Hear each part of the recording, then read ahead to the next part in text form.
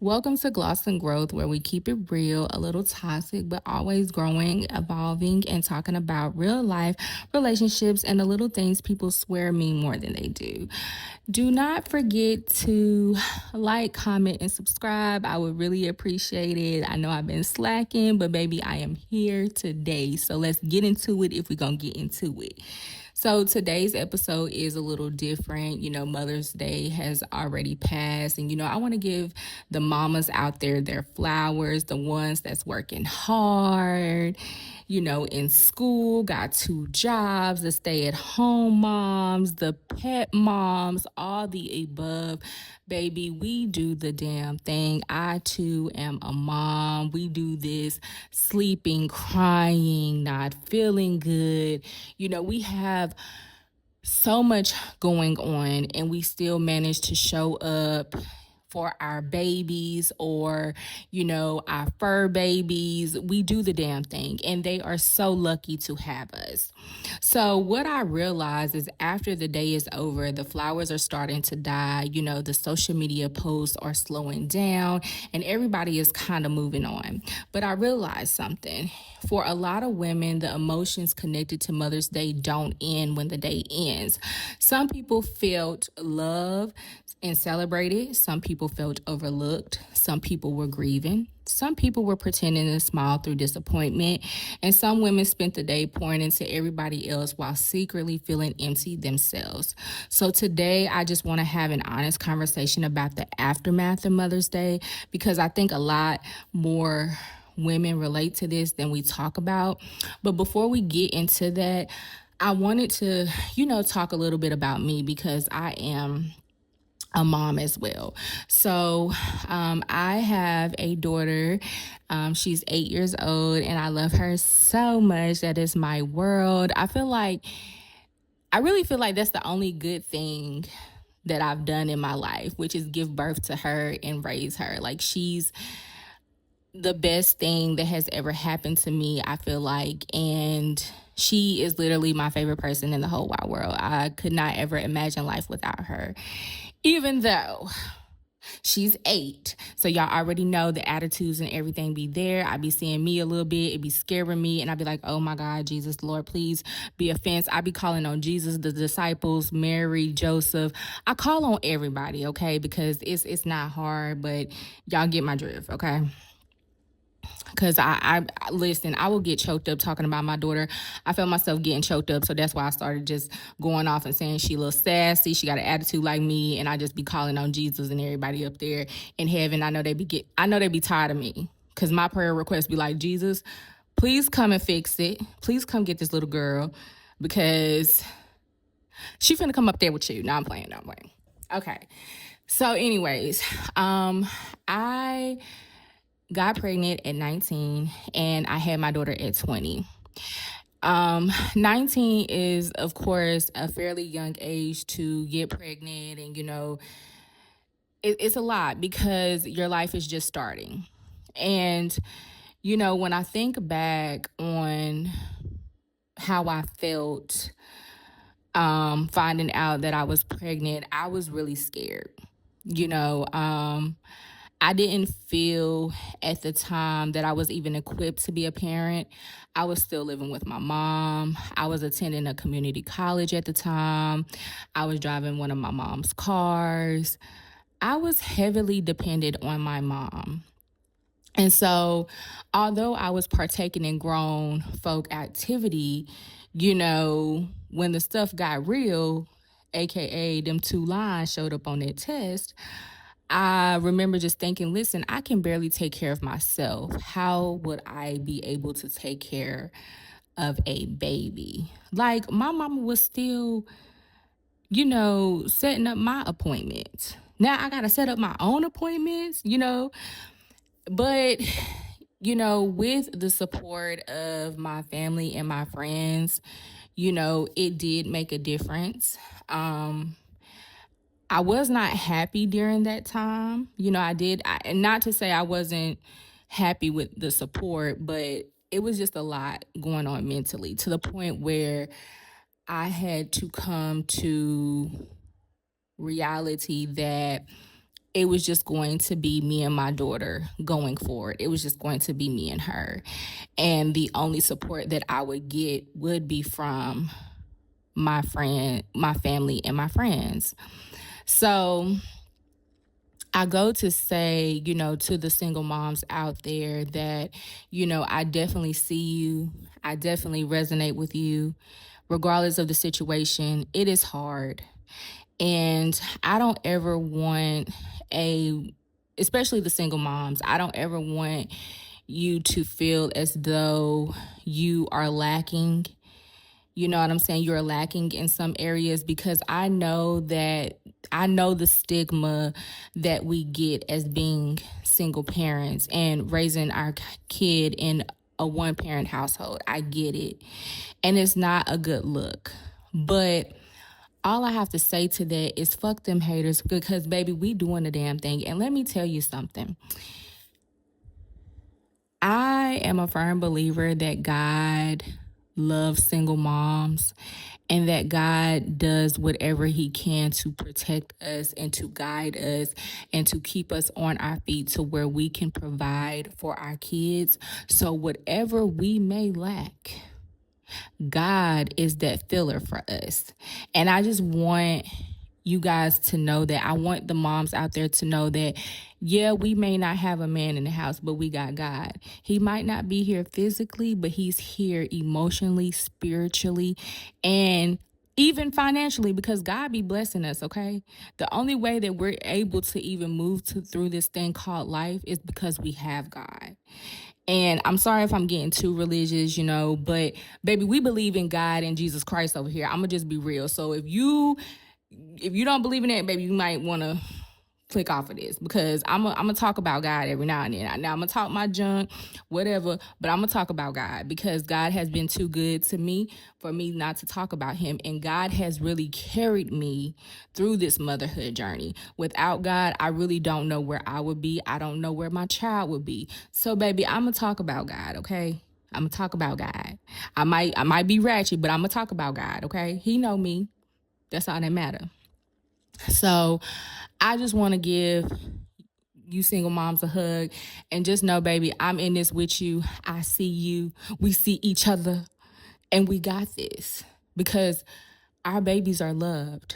Yes, we are single parents. Yes, we are raising our kids in a single parent household, but baby, our babies are loved. My baby is love, honey. My baby be ready to get back to the house, okay? Because she knows it's peaceful. It's a peaceful environment. I'd rather raise my child in a peaceful environment than a toxic environment. You know what I'm saying? Our babies are loved, and that's all that matters, okay? So, let's get into the first segment. So, the first segment is the pressure around Mother's Day. So, I think social media has created this picture perfect version of what, Mother's Day is supposed to look like. The gifts, the brunches, the expensive flowers, the matching pajamas, the surprise trips. And while all of that is beautiful, sometimes it creates pressure for moms to feel worthy only if they're publicly celebrated, pressure for children or partners to perform love instead of consistently showing it year round. And honestly, some women log onto social media on Mother's Day and immediately start comparing effort, comparing gifts, comparing treatment, comparing love. But real love isn't always loud online. And I do understand that, a lot of people, Mother's Day, of course, any holiday. I feel like Mother's Day is kind of equivalent to Valentine's Day.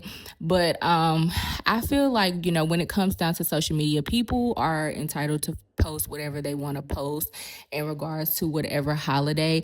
But like said before, I just feel like you have to get out of that mindset of just comparing, just comparing like what you may see.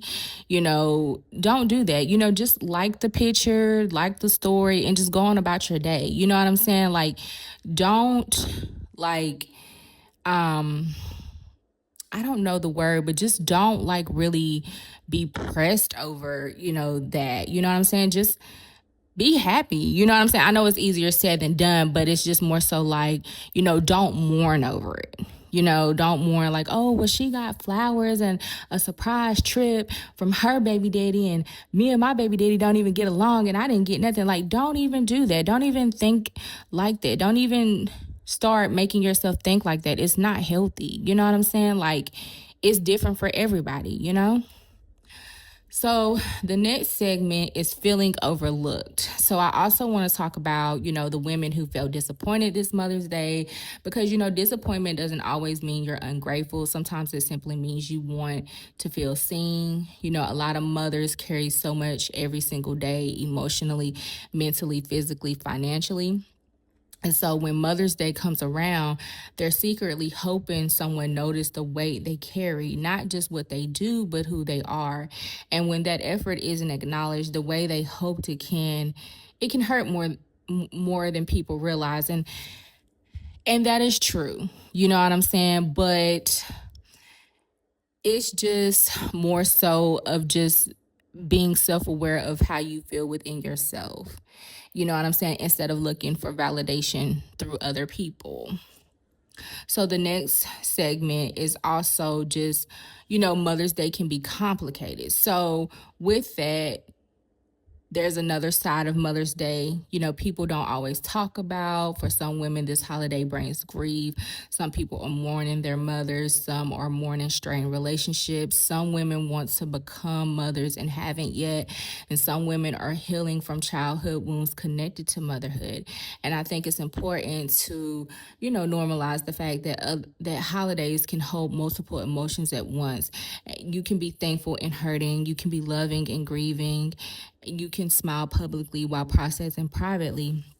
And I also want to send my love to those women that are grieving, the loss of their mom, or just, may not have the best relationship with their mother, or is grieving, wanting to be a mother. I just want you to know that I'm sending you my love. I'm sending you virtual hugs, virtual kisses, blowing kisses, I love you guys. And I just want you to know that it's a safe space over here. You are loved.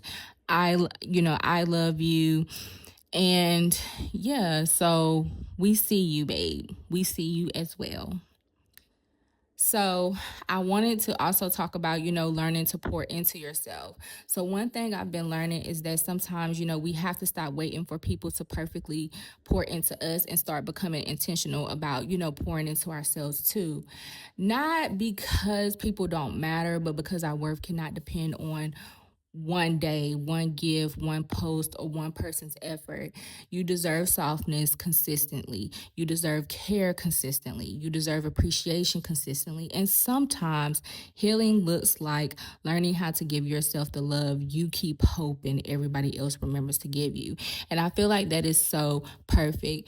You should never want to seek the validation from others. If you know you a good mom, baby, take yourself out to eat. Get your own hair done. Get your nails and toes done. Do what you got to do. And I know it's easier said than done because this Mother's Day I did slack. Normally I do, get all that stuff done. But I didn't have a lot of stuff going on.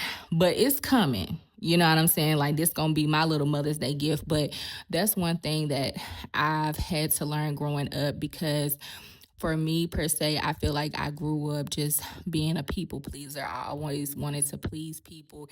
And I also wanted validation from people, not specifically, when it comes down to me being a mom, but just any type of thing, a friend, girlfriend, lover, whatever. I always sought out that validation. But what I learned is that you should never seek that validation from other people, because you give other people that power to kind of tell you who you are and kind of create like an image of who they feel like you are and who you should be. And you should never want to give a person that power. You know what I'm saying? So that's why it is important to just pour into yourself and give yourself that type of love and not seek it from other people, because it's easy for someone to pour into you and love you, and it's easy for them to pull that back. And once they pull that back, you get nothing, you feel nothing, and it makes you depressed, and it makes you think like all these harmful thoughts that is not true about yourself. So pour into yourself, love yourself, because if you don't do it, if it really starts within. So if you can't do it for yourself, baby, you can't expect nobody else to come in and do it for you, because you ain't gonna even know what to tell them. Like, you're not gonna know what to tell them if you don't do it yourself. If you don't start doing it yourself, you're not gonna know. So I feel like that is just so important. So, if Mother's Day was beautiful for you this year, I love that for you. And if it was disappointing, emotional, lonely, complicated, or heavy, I just want you to know your feelings are valid too. This conversation isn't about bitterness, it's about honesty. And I think honesty is part of growth. And remember, growth doesn't always look glamorous, it's still beautiful. So, speaking of emotions and confusion, there's actually a song I've been listening to lately that perfectly describes this feeling. So the next topic, it might sound random, but it actually connects to emotional confusion in relationships in a way. So, one song that has been stuck in my head lately is What You Need by Tems. And when I tell y'all that song has went platinum in my little Nissan, I mean, baby, I listen to that song. I literally have to listen to that song every day because I feel like that song really describes like my life when it comes down to dating. What stands out to me about the song is how self aware it feels. It's almost like she already knows deep down that her and this person don't fully align emotionally, but because he keeps pulling on her emotionally and won't completely leave her alone, it creates confusion. And I think a lot of women experience that. Sometimes confusion isn't because you don't know the truth. Sometimes it's because somebody keeps interrupting your healing, your clarity, and your boundaries. A person can know they don't want to fully commit to you, but still continue to emotionally access you. And that is just so crazy to me because it's like, dude, leave me the fuck alone. You don't want me, so why bother me? And that creates emotional chaos. That be the reason why I might be up the highway with a bag, because you won't leave me alone. I'm playing. So I think the hardest part is when someone gives mixed signals. They don't fully choose you, but they don't fully leave you alone either. So now you're stuck between like moving on and holding on. And emotionally, that can drain you because your mind starts trying to make sense of inconsistent behavior, which you should never do. And as y'all know, I've done it before. I don't feel like it's healthy for you to do. If someone is inconsistent with you, take that as your answer and move on. Don't try to put the pieces together, because baby, the pieces is already put together. He inconsistent. Find somebody that's gonna be consistent. You know what I'm saying? And I'm saying this to myself too, because I paid attention to inconsistent behavior. I tried to put the pieces together and still didn't get the whole puzzle. You know what I'm saying? But we live and we learn. So, one thing that I'm learning is that alignment matters more than attachment. So, just because you have feelings for someone, it doesn't mean the connection is healthy, clear, or meant to continue. And sometimes closure isn't someone leaving you alone. Sometimes closure is you finally seeing the situation clearly. And just like one of the lyrics that really stick out to me in that song, your love is not my lifeline, your love is not my home. So that in a way is just showing like, look, there's no stability here. You know, if it's no stability, if we don't align emotionally, we need to go our separate ways. So I feel like with this season of me trying to put myself back out there and date, I am asking those type of questions like, do I align with this person? Is me and this person compatible? Like, is our lifestyles compatible? Like, is this person, like I'm asking myself questions to where it's just like, okay, like, do we align? That's more so how I go into like when I start dating. That's like more so of like the first question that I'm going to ask, like, do we align? And then I'm going to start paying attention to, other things, in regards to that person, because I just, am just getting to that age where it's like, if we do not have any type of connection, if I feel like the connection is not stable emotionally, then baby, you're out the door. You know what I'm saying? Because I don't have time for it. You know what I'm saying? I'm a very deep person. I feel things. So if we just not compatible on a deep level, then we're not gonna make it, because I can't do any more surface connections. Like I cannot do nothing, baby. I need to know. I want to date with intention. So I'm gonna leave this right here. I would love to know you guys' thoughts and opinions. I would even love to know how you guys spent your Mother's Day. So yeah, talk to me, you guys. I talk back. I don't bite. You know what I'm saying? I might have braces, but I don't bite. I promise. I love you guys and see you guys in the next episode. Bye.